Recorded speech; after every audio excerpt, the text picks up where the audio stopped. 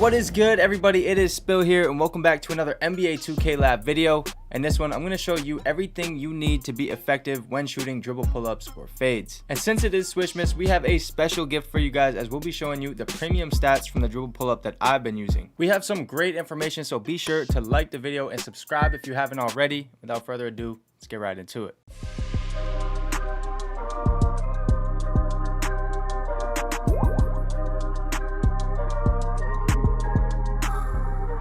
So first, I'm going to show you guys the 4 badges I've been using, which will provide the biggest consistent boost when shooting pull-up threes. You'll hear me calling these fades or dribble pull-ups, but they're both the same. Now, the first and most obvious badge, which would be Agent 3, is the best badge when trying to create your own shot from deep. The silver level of Agent 3 works really well, but the gold level is a lot more forgiving when slightly mistiming your shot, so I definitely recommend the gold level if you can get it. Not only is this going to help your fades, but it works on stop and pop shots, as well as shooting off of dribble moves like Rhythm Shooter did last year. The next badge that will help a ton when shooting fading threes is Blinders, and when you're moving horizontally, the defender is typically chasing you, which will activate this badge more often than not. I've gotten plenty of shots that should have been contested but were considered open since I had gold blinders on, and that alone is going to help increase your make percentage when shooting in tight windows, and I also highly recommend it. If you can't get it on gold, I would recommend you at least try to get it on the bronze level if you want this type of shot in your arsenal. Now next we have Green Machine, and as you build up your takeover, your 3-point rating goes up, so these shots will naturally become easier to green, and with that you need to equip the Green Machine badge. These fades will start to feel very easy with an increased 3-point rating, and on top of that, if you hit 2 in a row, your third shot is going to feel like a layup. We recommend you get this badge as high as you can get it, especially if you're confident in your shot timing. And then lastly, I was using Volume Shooter in these clips, and if you're taking a good amount of shots, this is going to give you a decent boost all around and is worth using when stacked on top of these other badges. So those are the 4 badges I'm using to help my fades, and you're probably saying, Spill, give us this jumper already. Well, it's normal too, and as I mentioned before, it is Swishmas, so as we go over these fades, we're going to get an exclusive look at the premium stats for normal too. Now, this specific package is for players under 6'10", and since most of these clips are from my 6'9", I didn't have access to the shorter guard phase, but even when I play on my 6'1", I still use normal 2 just because I'm used to it. Now, there are better fades for shorter guards, but that's just the one I'm using. Now, there's different types of dribble pull-up animations within the normal 2 package, and the first one we're going to look at is the main hand turbo fade. This means I'm fading toward my dominant hand and I'm holding turbo when I shoot. Now, for me, I feel like this is the easiest fade to green, and the stats back it up. It's the fastest dribble pull-up that we've tested at 631 milliseconds, and it also has one of the highest middle make percentages, which means that if you time it correctly, it's bound to go in, especially with the correct badges. Now, the edge make percentage is fairly low, but that applies to most dribble pull-ups, not just this one. It makes sense because you shouldn't be able to mistime these types of shots and have it still go in. Now, the green window stands at 49 milliseconds, which is just about average of all the dribble pull-ups that we've tested, but the main hand turbo fade can be very deadly with this normal 2 package, and there's a subtle move that I like to do that can get me a wide open shot in the right scenario. I call these fake drive fades. Basically, if you're on a fast break, or if you just have a lot of forward momentum to where it looks like you're about to rim run,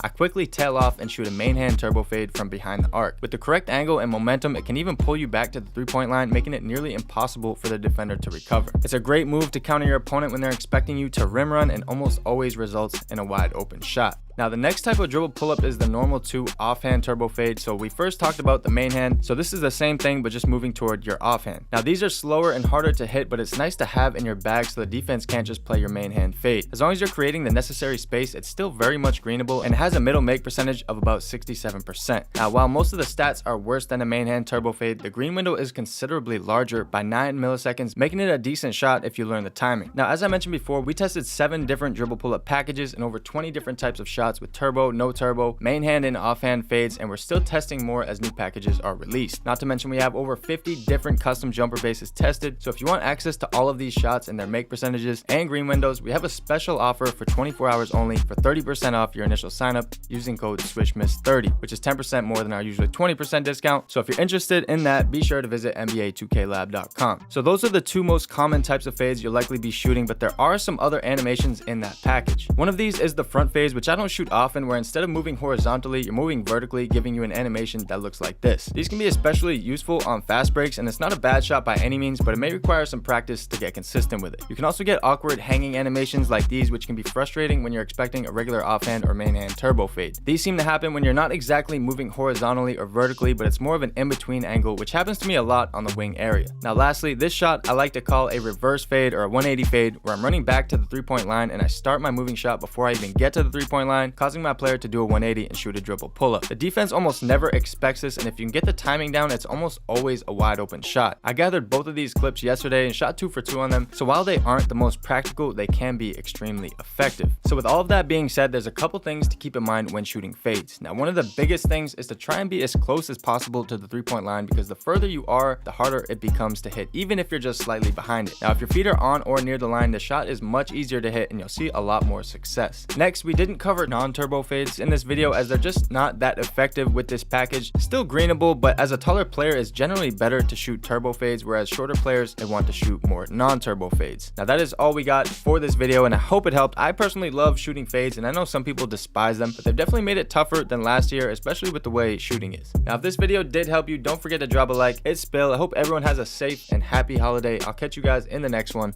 Later.